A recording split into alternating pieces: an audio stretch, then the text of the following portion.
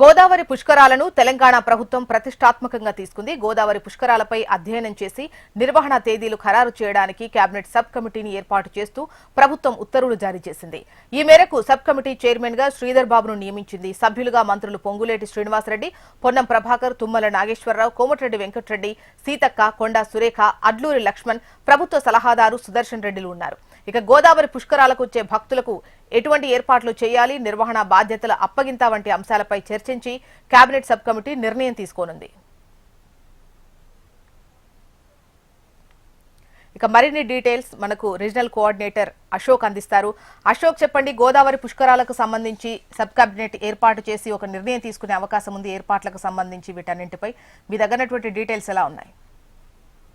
జోస్న, వచ్చే ఏడాది గోదావరి పుష్కరాలను నిర్వహించేందుకు తెలంగాణ ప్రభుత్వం నిర్ణయించింది.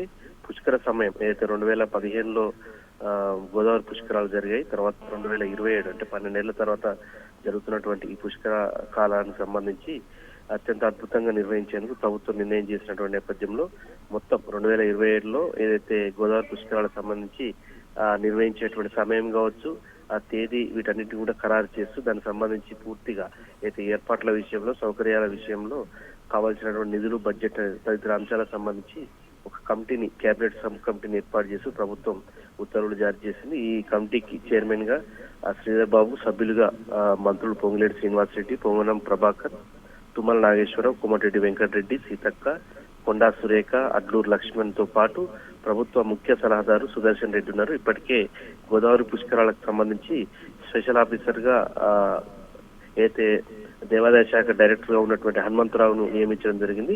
ఈ కమిటీ పుష్కరాలకు సంబంధించినటువంటి పూర్తిగా ఆ తేదీ, సమయాన్ని, నిధులకు సంబంధించిన విషయంలో ఒక రిపోర్ట్ ప్రభుత్వానికి సమర్పిస్తుంది.